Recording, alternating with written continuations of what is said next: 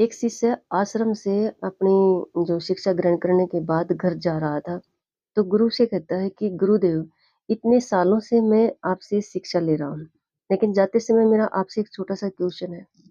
गुरुदेव ने पूछा, हाँ पूछिए क्या है। तो शिष्य कहता है कि गुरुदेव, मुझे सिर्फ ये बता दीजिए कि इस दुनिया में सही ढंग से जीने का राज क्या है। शिक्षाएं मैंने बहुत ली हैं, लेकिन ये जितना हो सके संक्षेप में बताएं। तो गुरुदेव होते हैं। गुरुदेव ने भी बड़ा सुंदर जवाब दिया है। गुरुदेव ने कहा कि अपनी बुद्धि का प्रयोग सही समय पर सही ढंग से करना और अपने शब्दों का चयन हमेशा सही करना। बुद्धि का यूज और शब्दों का यूज इंसान को करना आ जाए तो मतलब इंसान बहुत कम ऐसे चांसेस हैं कि इंसान दुखी होता है, नेगेटिव एनर्जी क्रिएट करता है। उसको बुद्धि का यूज करना आ जाए, उसको शब्दों का यूज करना आ जाए। ये दो बातें मुख्य हैं। मैं एग्जाम्पल के साथ आपको समझाती हूँ। एक बार एक राजा था, लंगड़ा भी था और काना भी था। और वो ना मतलब एक रीति रिवाज थी उस राज्य में कि हर पूर्वज की एक फोटो लगना। जो भी राजा होता था अपने जीवन काल में ही, मरने से पहले ही फोटो बनवा लेता था अपने हिसाब से। तो उस राजा ने भी जो आगे फ्रेम का जगह बची हुई थी, एक जो सभी आर्टिस्ट होते हैं जो पिक बनाते हैं, उन सबको इकट्ठा किया और सबको बताया कि अब मेरी पिक लगेगी यहाँ पर नेक्स्ट। तो आपने एक अच्छी सुंदर पिक बनानी है, एक अच्छी तस्वीर बनानी है।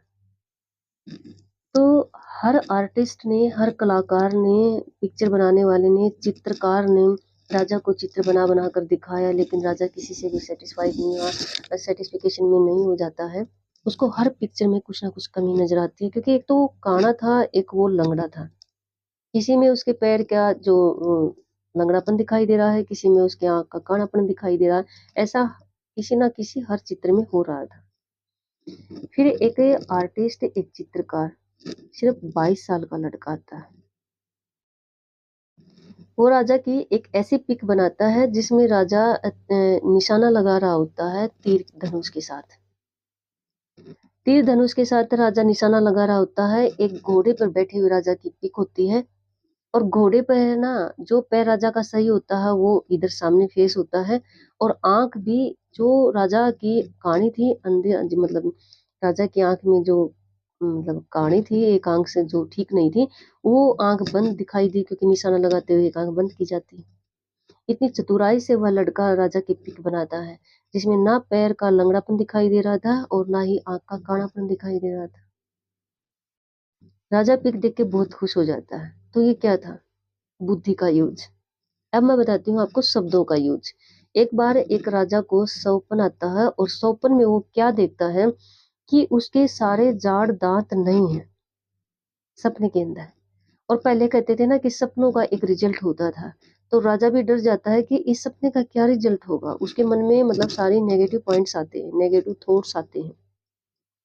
वह सभा बुलाता है, दरबार में बड़े बड़े जो उसके पुरोहित थे, सलाहकार थे, सबके सामने यही बात रखता है। फिर जो सपने के बारे में ज्ञाता थे उनको बुलाते हैं, सबके सामने यही बात रखता है कि इस सपने का मतलब क्या है। हर कोई अपने अपने हिसाब से इसका मतलब बताता है, लेकिन राजा सेटिस्फाइड नहीं होता। राजा को लगता है कि नहीं नहीं ऐसा नहीं, और हर कोई ऐसा कहता ही। फिर एक बहुत बड़ा संत था, उसको बुलाया जाता है। वो कहता है कि महाराज, इस सपने का मतलब ये है कि आपके जो दांत जाड़ सारे गिर जाते हैं। हाँ, मैं आपको बताना भूल गई, एक दांत उसको सपने में दिखाई देता है कि सिर्फ एक दांत बचा होता है, नेक्स्ट सामने वाला। तो वो संत कहता है कि महाराज, आपके सारे जो दांत जाड़ गिरे हुए दिखाई दिए, सिर्फ एक बचा हुआ, इसका मतलब ये है कि आपके जितने भी रिश्तेदार, सगे संबंधी, परिवार वाले हैं, वो आपसे पहले मर जाएंगे, आप सिर्फ अकेले बचोगे। राजा को गुस्सा आता है कि आप कैसे कैसे अपशब्द बोल रहे हो, ये बोलने की बातें होती हैं, ये तो ऐसा हो नहीं सकता। परिवार में तो बच्चे भी हैं, सब है, छोटे भी हैं, बड़े भी हैं। तो राजा इस बात से गुस्सा भी होता है और सेटिस्फाइड भी नहीं होता है।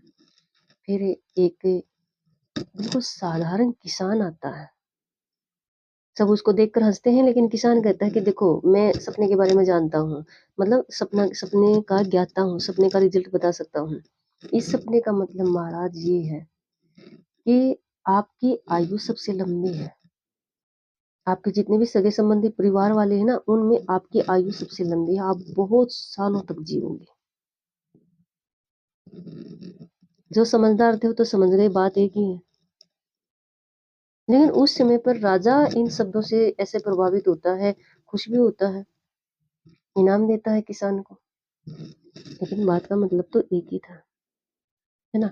शब्दों में पावर होती है, सच में शब्दों में पावर होती है। शब्दों का इफ़ेक्ट वो होता है जो इंसान की लाइफ बदल सकता है।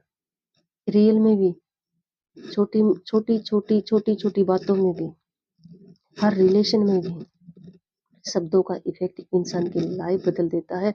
हमेशा ही अपने शब्दों का चयन सही करें और अपनी बुद्धि का यूज़ सही टाइम पर सही ढंग से इस्तेमाल करें।